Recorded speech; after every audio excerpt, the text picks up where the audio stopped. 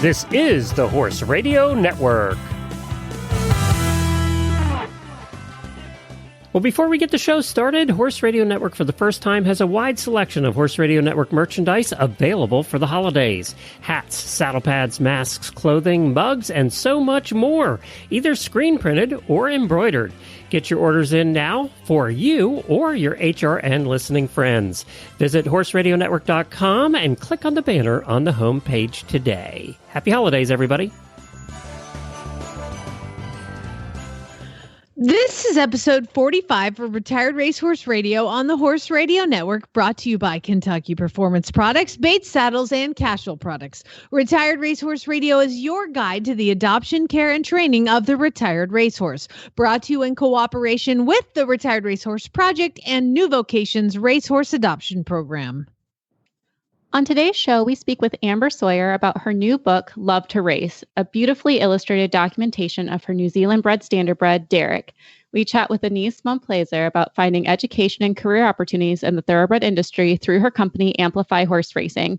And Leandra from New Vocations offers another great training tip and introduces our Adoptable Horse of the Week. Stay tuned.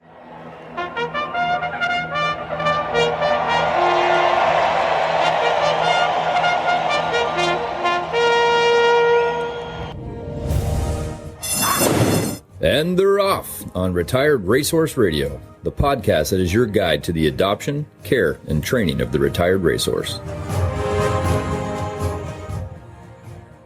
This is Jamie Jennings, and I'm in Norman, Oklahoma. And this is Joy Hills in Kalamazoo, Michigan, and you're listening to Retired Racehorse Radio. Jamie, how are you surviving December in Oklahoma?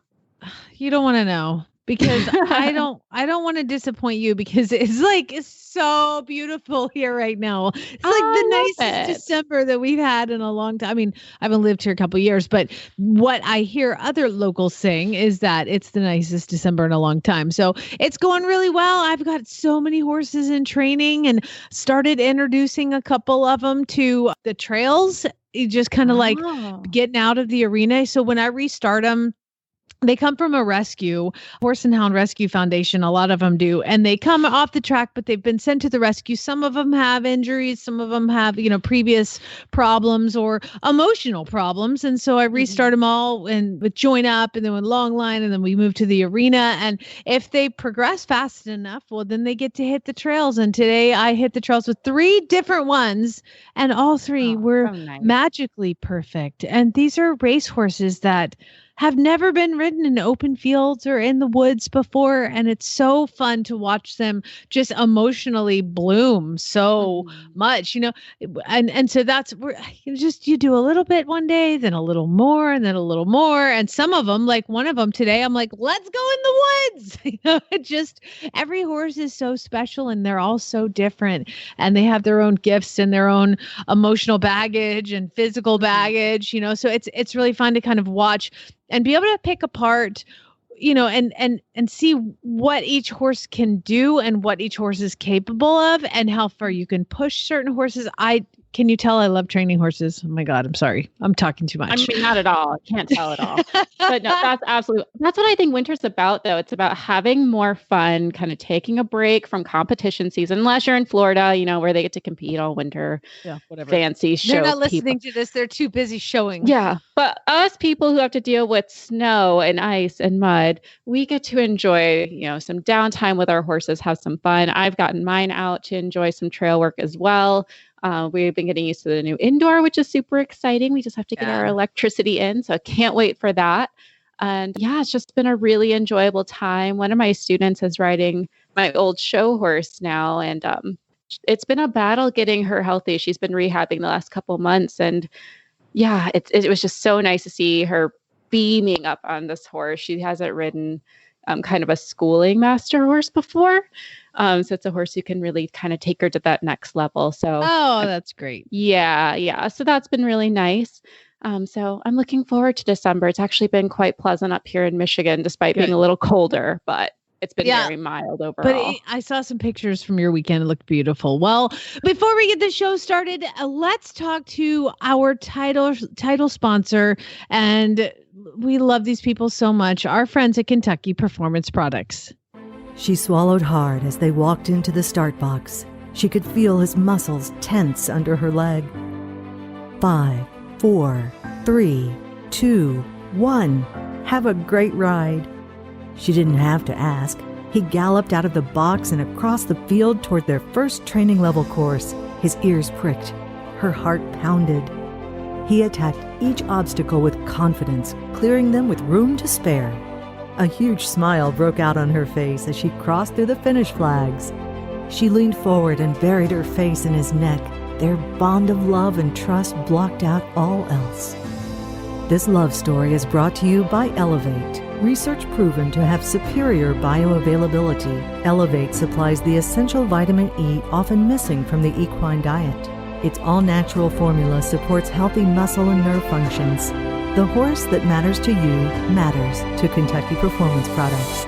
Call 859-873-2974 or visit kppusa.com to order today. So for those who don't know, I was an English major in college. Absolutely love books, have always loved books. So to have an author on with us today is going to be very exciting. We have Amber Sawyer. She has been in the standardbred industry for several years now, and she wrote a book called Love to Race about her New Zealand bred standardbred, Derek Bromack N. And we have her on today to talk about the book. Welcome to the show, Amber. Thank you. It's great to be here. Oh, we're so excited to have you. So before we jump into this really beautifully done book, I want to know a little bit about how you got started in the standardbred industry. I got started in the standardbred industry. I've been in the horses my entire life. My dad raced horses when he was young, at the age of 12. My dad was the youngest horse owner in the entire United States. He was 12 years old in 1967, and he was the youngest owner of a standardbred racehorse in the entire United States. And I have never gone a day in my life without horses. So I learned everything I know from my dad. My son, Paul, is 15. He's also in the book, and he is a third-generation harness racer, up and coming. Oh, wow. That's definitely amazing. The youngest one, too. Like, I don't know. I've driven a horse once, and I was terrified, and I was an adult. So to hear a 12-year-old take a horse around the track, that's pretty intense. So you've been doing this for a while now, and I'm guessing you guys bred your own standardbreds as well? We did do some of our own breeding. Recently we have found older horses that are ending their pari-mutuel racing career, which is their betting career, where they're racing at the big tracks, where people come in and bet on them, things like that. Unfortunately, horse's body can't keep up at that pace forever. We primarily race at the county fairs, which is a lot slower paced than the fast everyday pari-mutuel standardbred racing. So we usually get some of the horses that are toward the end of their careers. So we end their careers for them. We race them the last year or two of their careers, and then we show them the racetrack one last time, take off their harness and their shoes for the very last time, and then find them good homes. Or in Derek Bromack's case, we keep him forever. Love that. What a nice way to play some homage to them of, the work that they've done at that little showcase.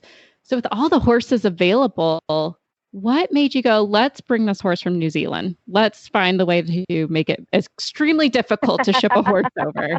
What made you decide on Derek? I did not ship Derek over from New Zealand. Derek was born in New Zealand in the year 2000. He raced over there. He was born in Bromack Farm. He raced over there at 2, 3, and 4. After that, he was shipped over to race in California. So he started racing there. Racehorses generally switch hands quite often. So from California, he went over to New Jersey, Pennsylvania, New York. He raced in 12 different states in his career. I didn't get him until he was 13 years old.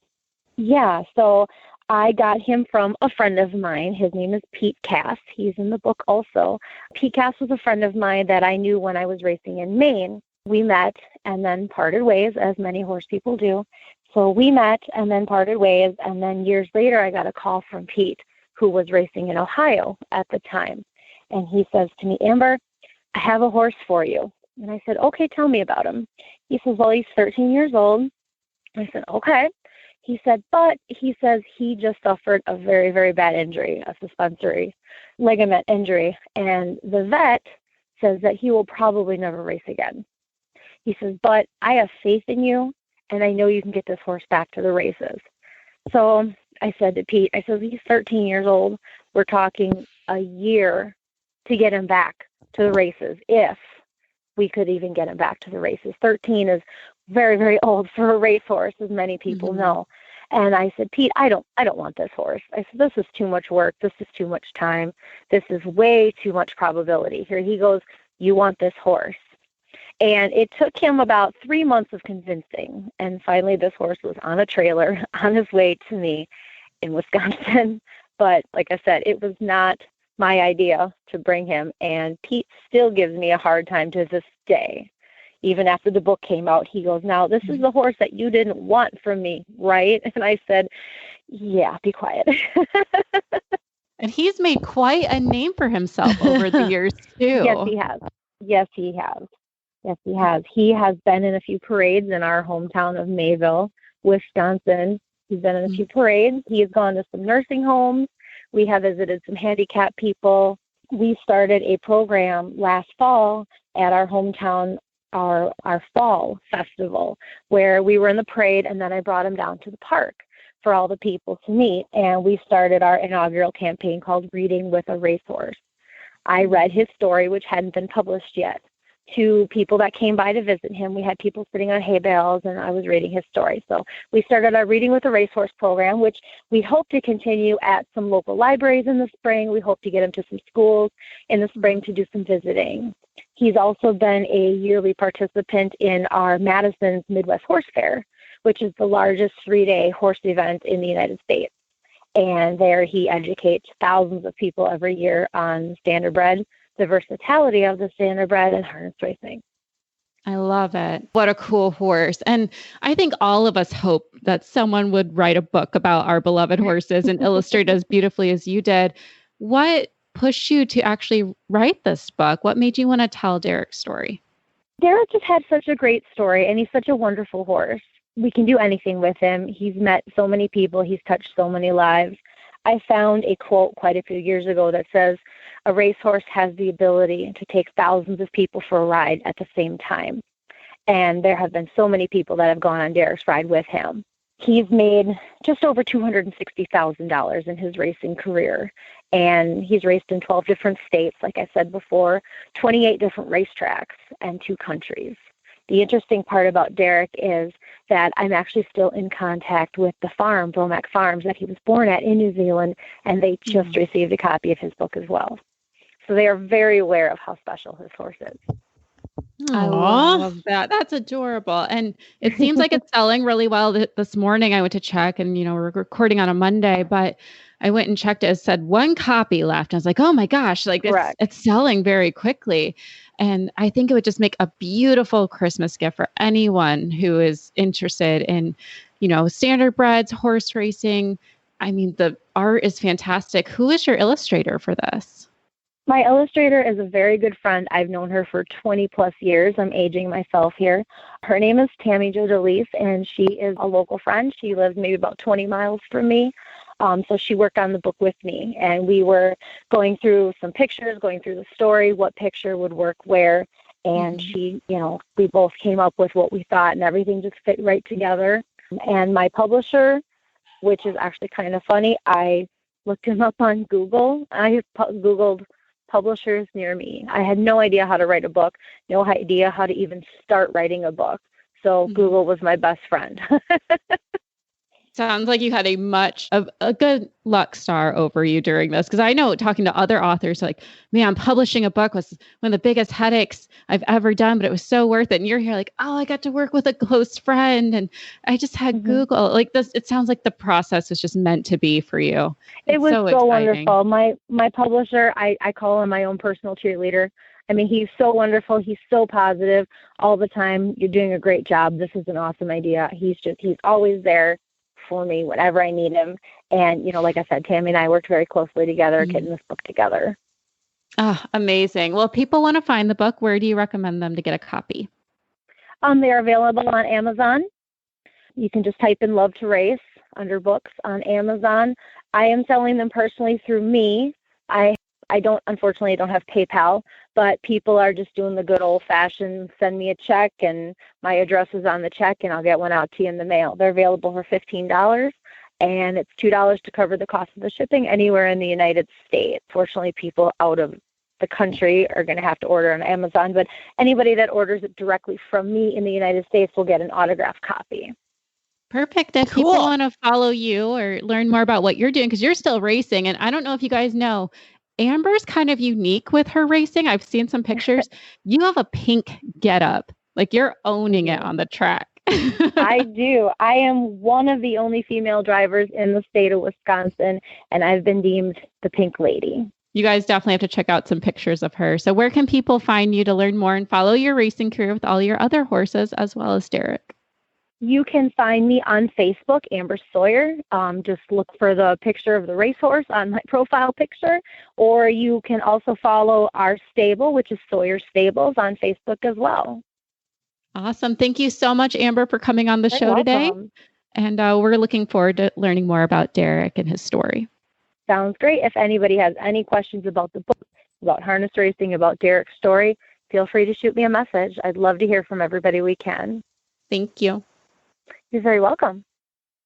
Casual Company helps you enjoy the ride with their full line of trail bags and tush cushions. From cantle bags to horn bags and everything in between, comfort and convenience on the trail is what Casual does best. To stay up to date with the latest products and news, follow Casual Company on Facebook and Instagram to find their products, visit an authorized dealer, or visit casualcompany.com. I'd like to welcome our next guest to the show, but she's going to have to pronounce her own last name. It's Annise. Annise, I only speak really poor Spitalian, so I can't pronounce it. There's no French in me whatsoever. That is okay. My last name is Montplaisir. It should probably be pronounced Montplaisir, but I also do not speak a lick of French, even though my family is of French heritage, but I do speak Spanish, if that counts for anything. Oh my God, how funny. Okay, so say it again. Like, it looks like Montplaisir, but how do you say it, like, with the French, like your parents would say it? Montplaisir. No, and my parents also do not speak a lick of French, so we can't even give them any credit. Oh my God, that's great. Okay, sorry, that was not the angle I thought this was going to go, but fantastic. So where in the world are you right now? I am in New York at the moment, but I am based in Lexington, Kentucky. I knew it. I mean, you had to be, because you are the co-founder of Amplify Horse Racing. It is a not-for-profit initiative to promote education and careers in the thoroughbred industry. If you're not in Lexington, you're in New York. I mean, that seems to be the kind of like grassroots places that things like this began. Tell everybody about Amplify Horse Racing. Amplify Horse Racing was co-founded in 2019 by myself and a friend of mine who also, neither of us grew up in the horse racing industry, but we both developed an interest in thoroughbred racing from just coming across the sport by chance on television. So she switched on the TV one day and saw a horse race. I switched on the TV one day and saw a movie about this racehorse named Ruffian. And so it was through those ways, where I'm from North Dakota originally, she was from Texas, and kind of just sparked our interest in the industry by chance. And we both decided, you know, coming from very different backgrounds, well, we want to get involved in horse racing. How do we actually work in this sport? And it can be a very, you know, roundabout way. If you're coming from a region where you don't have direct access to thoroughbred breeding or racing, or you're not close to a region where you're exposed to a lot of that, it can make for a really challenging process of emailing people or calling people and researching different internships and ways to gain experience. And so we put our heads together and wanted to figure out, you know, how can we create more of a centralized platform where somebody could come and learn what is thoroughbred horse racing, because there are different types of horse racing. Where do I get started? What are some of the different platforms for me to learn about the industry? And then what are some different educational initiatives or programs or internships where I can get involved? So that was really the beginning of Amplify. Where were you in 1996 when I moved to Kentucky and I needed help figuring out the horse racing world? This is fantastic. So say, let's go back. I just totally dated myself, by the way. A 17-year-old girl moves to Lexington, Kentucky, and she's looking to get into the horse world and not be in the seedy underbelly of the racetrack for, the wrong reasons. So how would I go about contacting you and learning about how to live my life in the racehorse world? The way that most people find us is over social media. So we're on Twitter, Instagram, Facebook. We have a YouTube page where we do recordings of some of our virtual programming. But the best way for people to get in touch with me would be info@amplifyhorseracing.org. So send me an email, ask me any questions. I do my best to direct people in the right area where they're most interested or where they might need to fill out their skills. And then also visiting www.amplifyhorseracing.org is the website.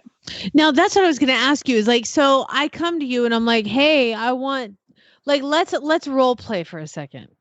Oh my God. Okay, here we go. I'm this 17, 18, let's say I'm 18-year-old version of me. And I'm like, oh my God, I love horses and horse racing. And I really want to work with horses and in the horse racing world. How can you help me? I would say, and this is going to sound really interesting, but this is probably the best piece of advice that we give to everyone is, we've organized these resources on one website, but you really can't be afraid to reach out and email people.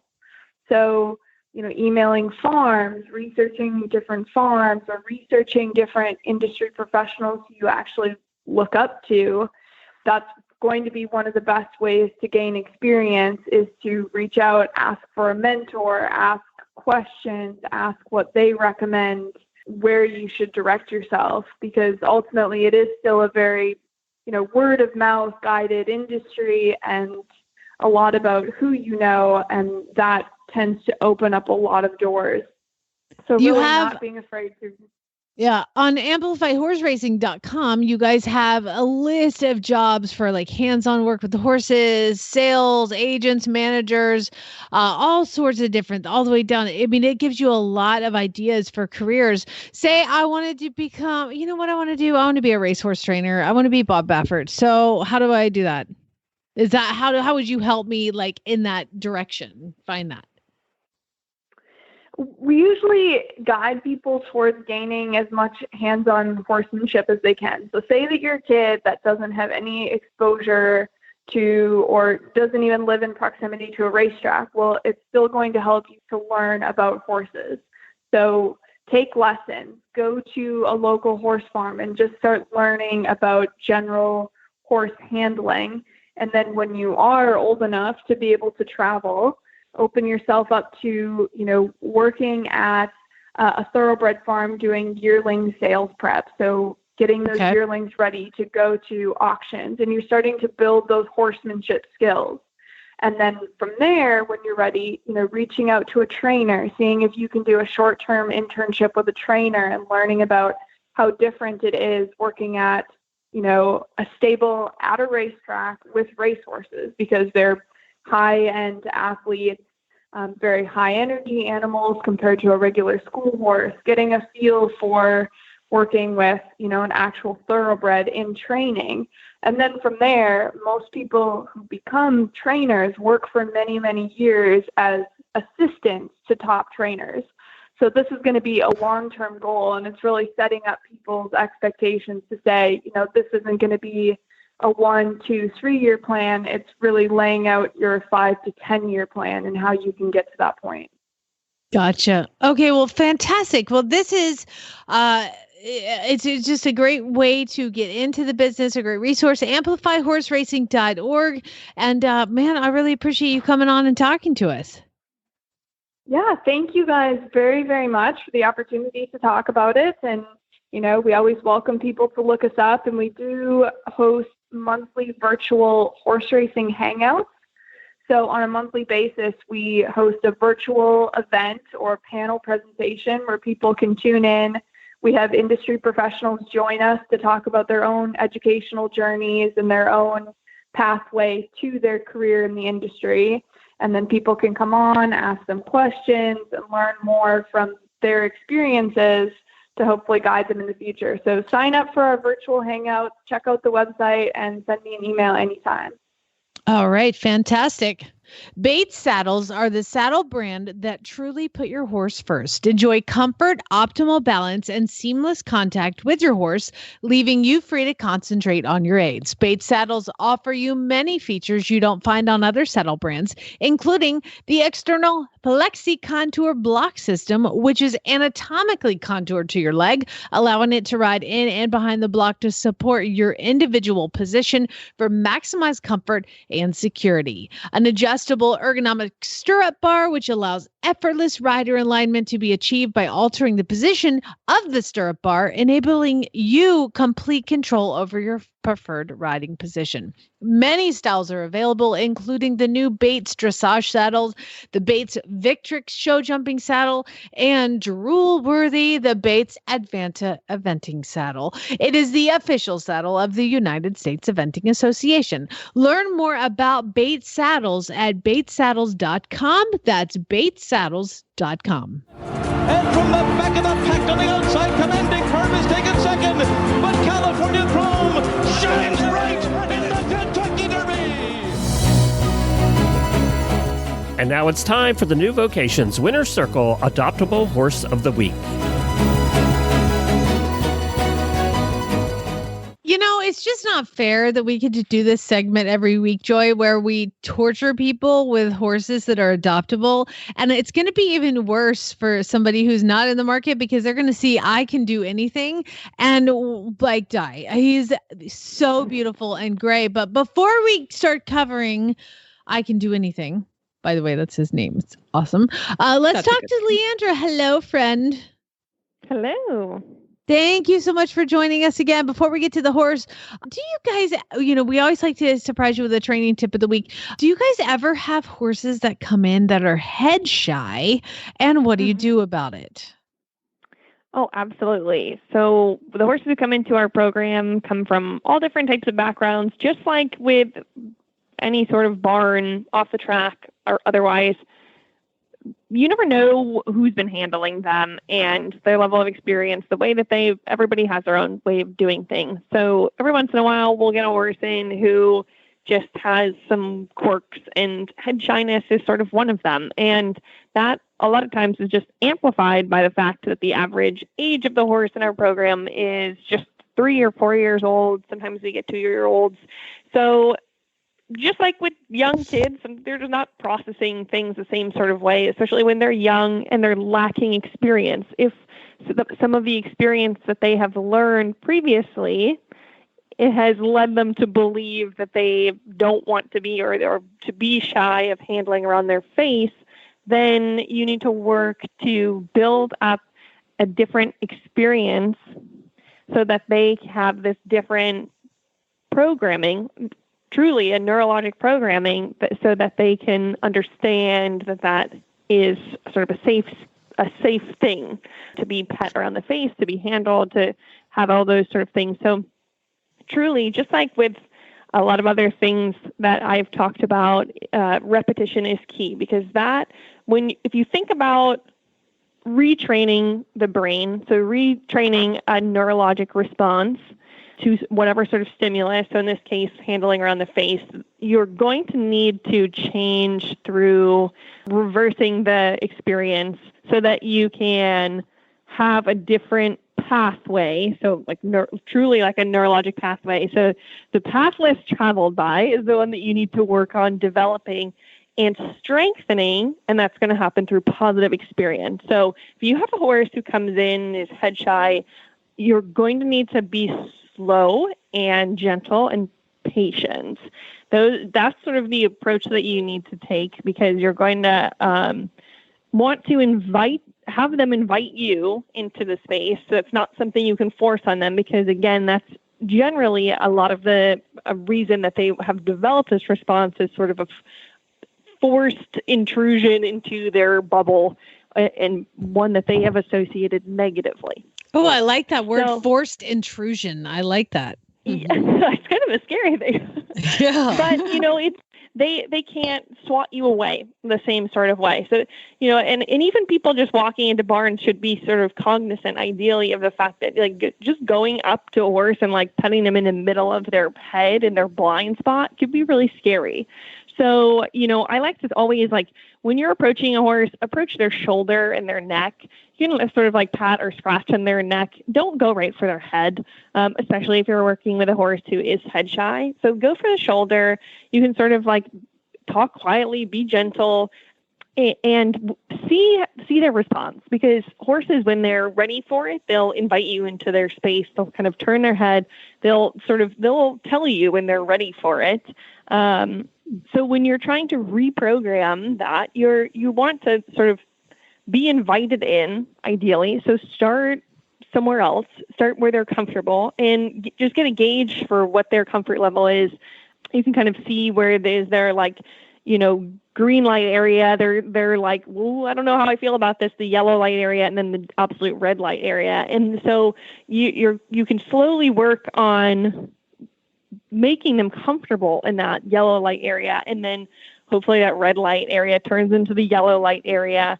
So you can sort of work your way into it. And that's going to be just like with so many other things, that slow, patient repetition to set them up for success.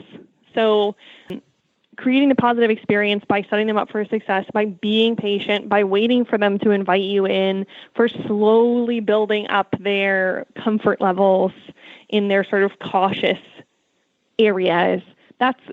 It's not a shortcut way, but that's your surefire way. I mean, there are lots of ways that people try to shortcut it, but truly that's going to be your long-term result strategy. It seems like most of the time, shortcuts don't really work, and that time and patience is probably your best friends. Absolutely, because people think that they can force them into comfort, which is such an oxymoron. It's crazy. Yeah, well said. Yeah, I mean, you can sort of like, you know, rip their face to you, and they might be kind of like paralyzed by fear, or just let it happen because that's what they've been taught to be submissive. But it's not really creating that comfort response. You're not building on their neurologic pathway. You're not reprogramming their brain. You're just teaching them to be submissive. Learned helplessness. So yeah. Well, that's fascinating. And again, if anybody wants to reach out to Leandra, she's at New Vocations. You can find her on the website. On horseadoption.com right now is he's a beautiful gray. Tell us about the horse. I Can Do Anything. And I mean, just with a name like that, it's almost like he is his own pump up, you know, like you just feel good about working with a horse. His name is I Can Do Anything. Cause I mean, it says it all right there, but he's a pretty outstanding horse. So at 6 years old, he had just 10 starts, which is sort of like, I like to say that's sort of a sweet spot area because they don't have a ton of starts, which makes people a little uncomfortable, but they also have enough experience in their lifetime, as in their career as a ex-racehorse, that he's traveled, he's seen things, he's done things, he's kind of like he's been there, done that. And that really reflects in his personality because he walks into any space like he owns it. And he has this real presence to him, this real placidity that is infectious. He loves to be loved on.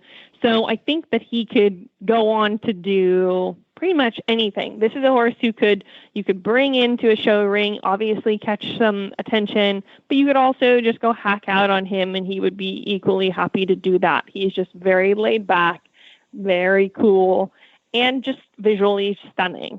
Yeah, he's beautiful. Yeah. So he had some suspensory problems. So he's in rest right now, just some suspensory desmitis. He's sound at the walk. I've seen the videos of you guys walking him around.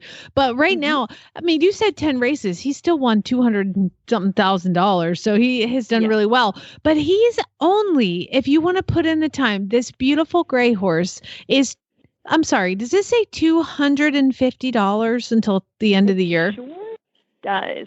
So for December, we do an adoption fee special. You get 50% off their adoption fee. So his, as a rehab adoption, he would be $500, which is not bad alone, but we're going to knock another $250 off of that. So if you can just put in the time, this is, I mean, Steele really truly doesn't describe it. We're basically giving him away. Yeah, it's right like free. he's free. Yeah. So you guys go check him out. He's beautiful. And are there any future limitations on his career once he's rested and rehabbed? Well, that's something that is truly up to him. That's what can be tricky with things like this. He didn't have any major tear. There's nothing that we can, truly say he's going to have any limits. So I think for him, it's mostly going to be about how he's brought into fitness, how he finishes his rehab, and then beyond that, just sort of his own mental strength. But I think that he, from what we've seen, is going to make a great comeback. So I think that he's still going to be able to do plenty. Well, he's awesome. Well, awesome. Leandra, thank you so much. You're a wealth of knowledge and a wealth of, it's just not fair that you get to play with all these awesome horses every day. So thank you so much for coming on, and know that everybody who listens to you is totally jelly. And we appreciate you dropping some knowledge. Absolutely. Anytime. Thank you so much for having me. Man, we're so glad you all joined us. Thanks for listening. You can find our show notes and links to today's guests on the website retiredracehorseradio.com. You can like us on Facebook, search for Retired Racehorse Radio, or follow us on Twitter at Horse Radio.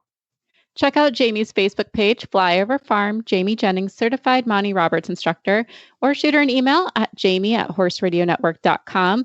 My email is joy@horseradionetwork.com, or find me at Instagram at The Foodie Equestrian. Thanks so much to our sponsors, Kentucky Performance Products, Cashel Products, and Bait Saddles. And don't forget to check out all the other shows on Horse Radio Network at horseradionetwork.com. Remember to set your goals high and love to learn from every ride. And spay, neuter, and geld.